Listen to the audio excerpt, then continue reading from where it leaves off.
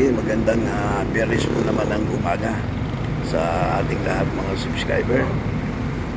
Tuloy-tuloy po ating pagbibigay po sa inyo ng kaalaman sa pamamagitan po ng ating pag-video sa mga kalye po na ating pong nadadaanan o napupuntahan. Okay?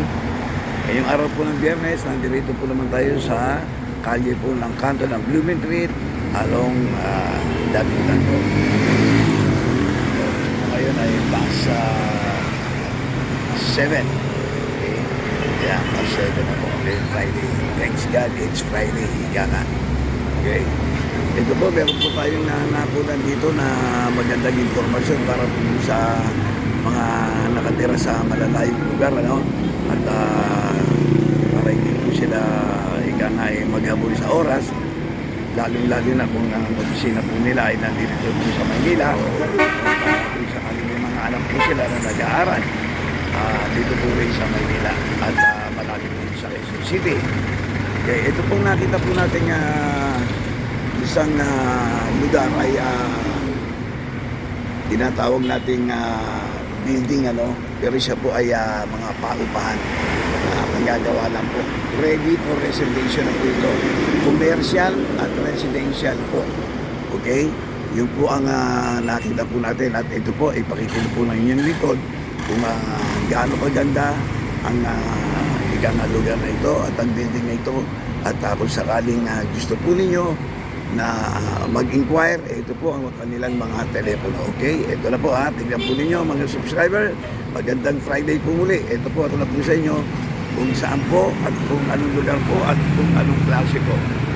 O ayan, kaya kumpungan na po sa inyo. Ayan. Malaki po yan kagagawa lang po yan. Ayan. May sarili po yung garahe at may saraduhan pa yan. Ayan. Steel pa po saraduhan yan. Ayan. Ito po yan, nakalagay na yung yung yung kanyang tarpaulin. Makikita po ninyo dyan. Pwede kayong tumawag sa Globe, Sun, Smart at Landline. Kompleto na po yan. Mag-inquire na lang po kayo mga subscribers. Ito po ang pangalan ng building. Ayun po sa taas, AJNSMMD Building. Okay? O ayan po ang haba niya, no? Ayan, may garahe po yan, may garahe po. Ayan. Okay? Okay. Bali, ito po ay nasa between Blumentritt Street at ng Josefina Street. Okay? O yan Pero along Dapitan po. Along Dapitan. Sampaloc area po ito Sampaloc area po ito. Kung magkano, hindi po natin alam. Kaya mag-inquire na lang po kayo Okay? O yan po, pinakita ko na po sa inyo kung saan po ito at yung kanilang mga telepono. Yan po naman ay isa po namang tulong para sa ating mga subscriber na gustong makapasok ng maaga ang kanilang mga anak sa eskwela, yung pong mga nag-aaral dito sa UST, ayan, at saka sa may iba pa, Dominican o kung saan po dito sa Metro Manila. Ganoon din po sa Lourdes, ayan, malapit po kayo rito. Okay? So ayan po, mga subscriber, sana po ay makatulong po sa inyo ito. Okay, ayan po, tuloy-tuloy po ang dali ng mga sasakyan. Okay, ayan po. Tuloy-tuloy po yan. Medyo nawala na po ng konting traffic dahil po sa medyo past 7 na, Kaya ayan, medyo maganda-ganda na po. Friday po ngayon, itong araw na ito. Okay? So, sana po ay nagustuhan po ninyo ang ating pag-cover ito po sa araw ng Biyernes. At yan po ay para sa inyo. Okay? Ito nga po palang nadaanan po natin. Ito pong Albert na noon ay kinover po sa inyo ng inyong lingkod. Yun po ay hindi pa po nagagawa nung mga nakaraang pagbibideo natin. Pero ngayon, ipakikita ko po sa inyo kung ano na po ang development. Ito po, naglalakad po tayo at malapit na po tayo rito sa Albert. Okay, papakita po naman natin sa inyo kung ano na po ang update dito sa Albert School. Ayan. Okay. Post po muna tayo maya-maya po, ilang minuto lang makikita nyo na ang kabuuan ng Albert School. Okay, ito na po. Okay, tulad po na sinabi ko sa inyo, ng Callejero, no? Ito po ang itsura ngayon ng Albert na ginagawa po, ha. Albert School po yan. Public po ito, ha. O, yan na po ang itsura, ha. Ito na po ang update. Ang development po ng Albert. Ayan po. Air condition po yan, ha. Opisina at pati po yung loob ng mga kwarto ng mga estudyante. Kompleto po yan. Okay. Meron pa po ditong mga listahan ng mga pulis natin. Yung mga kung sakali siyang magiging gabay sa ating mga estudyante. Manila Police District. Ayan, hotlines. Ayan, andyan lahat. Nakalista po.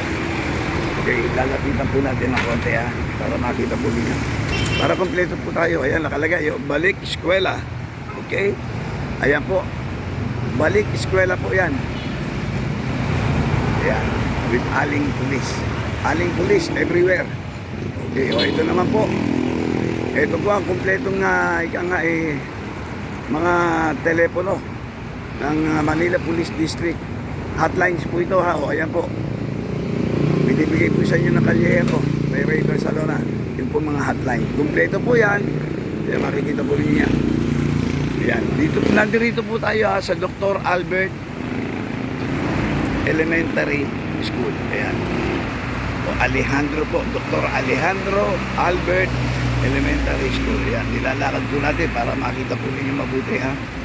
Ayan. Ngayon po, nagpagawa rin po ng shade. Ayan po. Yung shade nila para po sa mga tumatawid at saka sa mga nag-iintay, ano, o nag-aantay.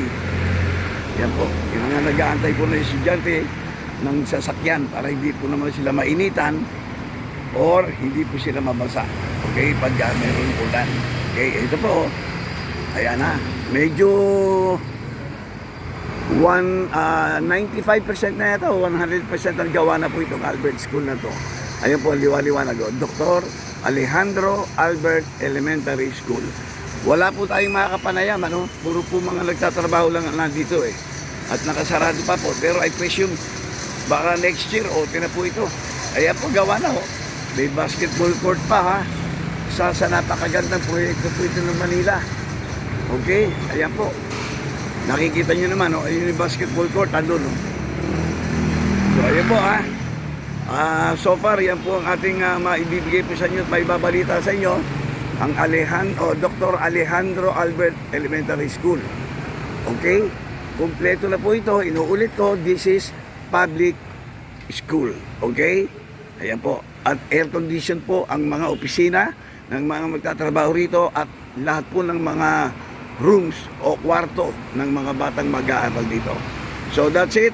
Maraming salamat po.